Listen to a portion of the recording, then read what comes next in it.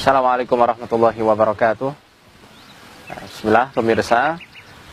Seperti yang kita ketahui tentang ilmu kebal dan juga berbagai macam tulisan-tulisan atau simbol-simbol huruf, simbol-simbol angka, yang mana katanya itu bisa untuk mencapai suatu ilmu kekebalan pada seseorang, dan itu dicap sebagai ilmu para ahli hikmah, orang-orang yang mempunyai ma'rifat.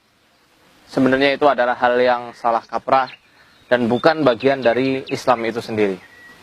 Di hadapan kita, pemirsa, ada sebuah kitab yang menjadi rujukan orang-orang yang memeluk madhab Imam Asy-Syafi'i. Ya, ini kitab karangan dari Al-Habib Abdurrahman Al-Mashhur. Kitab ini bernama Bughyatul Mustarsyidin. Di dalam kitab ini, Al-Habib menjelaskan bahwasanya ilmu kebal itu tidaklah benar sesuai syariat. Tidak benar menurut syariat Islam. Di halaman 299, bab khariqul adah, sesuatu yang di luar batas kemampuan manusia. Itu yang dimaksud khariq atau khariqul adah. Beliau menjelaskan, idza arafta dzalika, apabila engkau telah mengetahui hal tersebut, alimta annama yata'atahu alladhina yadribuna sudurahum, maka engkau akan mengetahui bahwasanya apa yang dilakukan oleh mereka yang menusuk-nusukkan dada mereka bidabusin, dengan benda tajam semacam jarum, au sikinin, atau dengan pisau, au yata'anuna a'yunahum, atau mereka mencolok-colokkan mata mereka sendiri dengan sesuatu, au yahmiluna an-nara wa ya'kulunaha, atau mereka membawa api, obor atau yang lainnya, kemudian mereka memakan api tersebut, wa yantamuna ila Sayyidi Ahmad Ar-Rifai, lalu kemudian mereka menisbatkan ilmu tersebut kepada Sayyid Ahmad Ar-Rifai, au Sayyidi Ahmad bin Alwan, atau kepada Sayyid Ahmad bin Alwan, au ghairihima minal awliya, atau kepada selain mereka, ya, dari para wali-wali Allah, annahum in kanu mustaqimina ala syari'ati.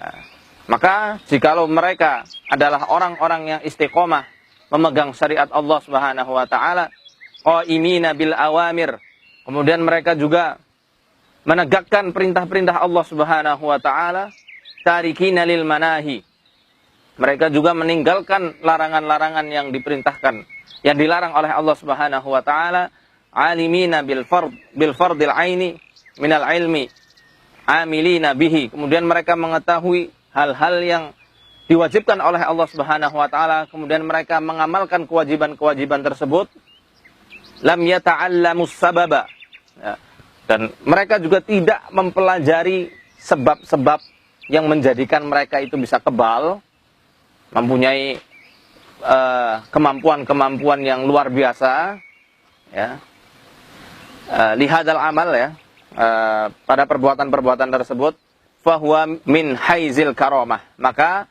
kalau demikian adanya, maka itu adalah salah satu bentuk dari karomahnya Allah Subhanahu wa taala. Karena pemirsa, yang namanya karomah itu adalah buah dari keimanan, ya, buah dari keistiqomahan, dan tidak sama sekali tidak bisa dipelajari atau diamalkan melalui amalan-amalan yang dapat mengantarkan pada kemampuan-kemampuan luar biasa. Kalau ada yang mempunyai ilmu kebal, tapi dia itu mengamalkan suatu amalan-amalan, ya, misal puasa pati geni, puasa muti, kemudian harus berendam di pertemuan 3 sungai, atau dengan diraja, maka itu sama sekali bukan dari karomah atau dari ilmu hikmah. Kita lanjut. Wa illa fahuwa min haizi sihri. Nah, di sini sangat jelas. Namun kalau orang-orang tersebut mengamalkan suatu asbab, ya, suatu tetirah, lelaku untuk mencapai kedigdayaan, kesaktian tersebut, fahuwa min haizi sihri, maka itu adalah salah satu bentuk kemampuan-kemampuan penyihir, Ya, kemampuan penyihir. Idil ijma' mun'aqidun ala annal karamata la tudharu ala yadi fasiqin.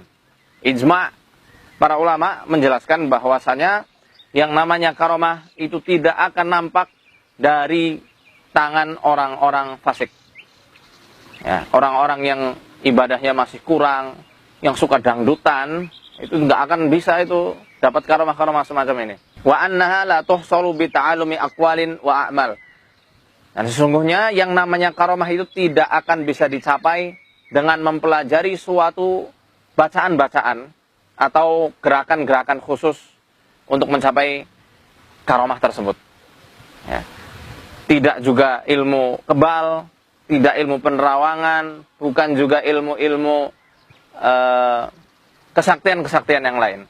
Kalau kesaktian-kesaktian tersebut dilakukan dan didapat melalui suatu amalan-amalan dan pembelajaran, seperti dirajah, seperti ditulisi huruf-huruf di punggungnya, kemudian dengan puasa ini, puasa itu, kemudian dengan mempelajari suatu mantra, suatu ajian, gerakan-gerakan khusus, jurus-jurus khusus, maka sungguh itu bukan karamah. Ini bukan Faizar sendiri yang bilang, tapi ini faktanya Al-Habib Abdurrahman Al-Mashhur yang menjelaskan di dalam kitab Bughyatul Mustarsyidin halaman 299. Bagi Anda yang mungkin penasaran untuk menelaah, silahkan telaah di halaman 298 sampai halaman 299. Insya Allah penjelasan kami ini tidak ada yang dipotong-potong dan tidak dilebih-lebihkan. Maka ketika kita telah mengetahui bahwasanya ilmu-ilmu yang semacam ini adalah haram, maka haram hukumnya untuk kita ini menceburkan diri mempelajari ilmu-ilmu tersebut, minta dirajah supaya bisa kebal dan lain sebagainya. Ya. Karena ada suatu kaidah yang mengatakan tafarruj fil haram haram. Ya. Menceburkan diri kepada suatu yang diharamkan oleh Allah adalah haram hukumnya. Assalamualaikum warahmatullahi wabarakatuh.